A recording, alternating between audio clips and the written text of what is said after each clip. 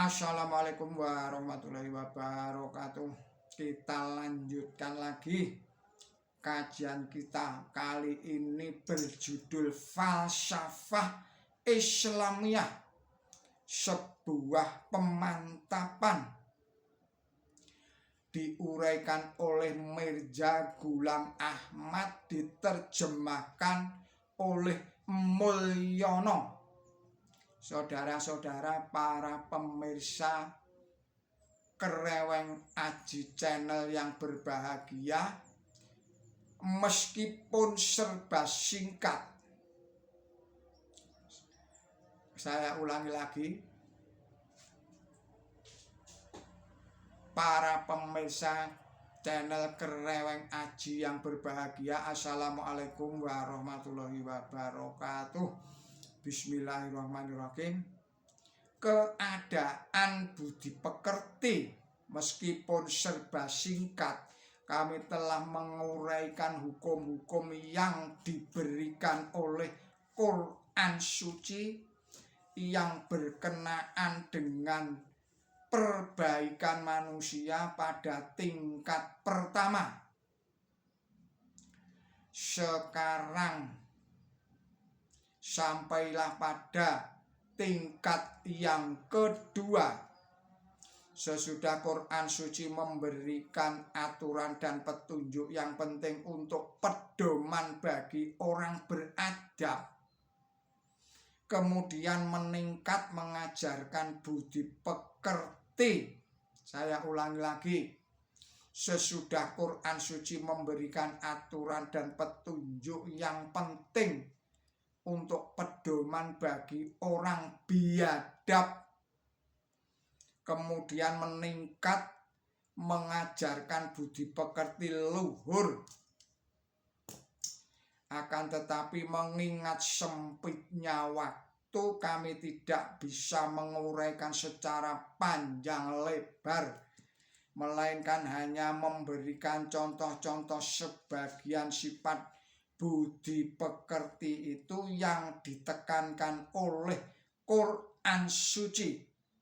Semua sifat budi pekerti itu digolongkan menjadi dua bagian, yakni yang pertama yang memberikan kemampuan kepada manusia untuk mencegah perbuatan yang merugikan pihak lain atau takwa, dan yang kedua yang memberikan dorongan kepada manusia untuk berbuat kebaikan kepada pihak lain, yang termasuk golongan pertama, yaitu ketentuan-ketentuan yang membimbing pada niat dan perbuatan manusia agar tidak berbuat yang merugikan jiwanya, harta bendanya, dan kehormatan sesama makhluk hidup, baik dengan lisan, dengan tangan, mata, atau anggota badan yang lainnya.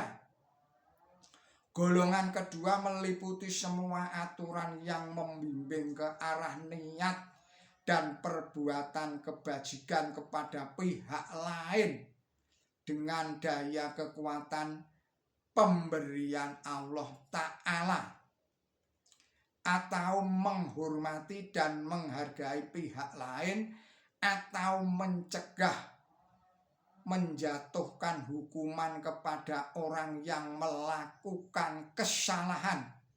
Jadi yang semestinya menerima hukuman badan atau kehilangan harta benda, di sini tidak. Pemberian hukuman yang menyebabkan si terhukum menjadi baik. Sifat budi pekerti yang termasuk dalam pencegahan terhadap perbuatan yang menimbulkan kerugian ada 4 macam. Masing-masing disebut dengan pepatah kata dalam bahasa Arab yang dalam kamus besar tersebut dengan bermacam-macam kata yang berarti tata kerama atau bermacam-macam budi pekerti manusia Yang pertama kami akan menguraikan tentang ihsan yang berarti kesucian. Kata ihsan menunjukkan keutamaan budi pekerti atau kesusilaan dalam hal perbuatan mengembangkan keturunan bagi pria dan wanita. Pria disebut muhson, sedangkan wanita disebut muhsonat. Apabila menjauhi perbuatan serong dan segala macam perbuatan yang menyebabkan terjadinya perbuatan serong itu, yang akibatnya akan menjerumuskan ke dalam jurang kenistaan dan merusak kehormatannya di dunia ini pula, dan akan menerima siksa yang pedih di akhirat. Demikian pula akan membuat rasa malu dan merugikan keluarganya. Tidak ada yang lebih buruk selain perbuatan semacam ini, yang akan berakibat kehilangan istri bagi suami, kehilangan ibu bagi anak-anak, dan akan sangat mengganggu ketenteraman rumah tangga, karena akan merusak wanita yang melakukan perbuatan dosa itu, maupun suami dan anak-anaknya, meskipun tidak melakukan perbuatan dosa itu. Satu hal yang perlu diingat berkenaan dengan budi pekerti yang disebut ihsan atau kehidupan yang suci ini, bahwa bukanlah suatu perbuatan yang berharga apabila seseorang yang menjauhi perbuatan haram itu disebabkan karena memang kodratnya tidak memiliki keinginan atau nafsu syahwat. Oleh karena itu istilah budi pekerti tidak boleh diterapkan hanya karena seseorang tidak melakukan perbuatan hina itu, melainkan harus diterapkan kepada orang yang sebenarnya mempunyai kemampuan untuk melakukan perbuatan buruk tadi itu, kemampuan mengendalikan dorongan keinginan nafsu syahwat yang memang dimiliki inilah yang pantas disebut sebagai budi pekerti yang luhur.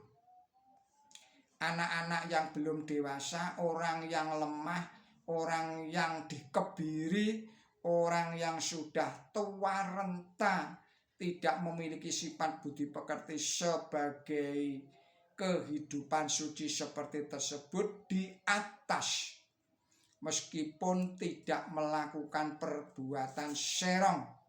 Hal ini dikarenakan tidak ada pergumulan melawan hawa nafsu atau syahwatnya, sehingga apa yang dilakukannya tidak bisa dikatakan pantas atau tidak pantas.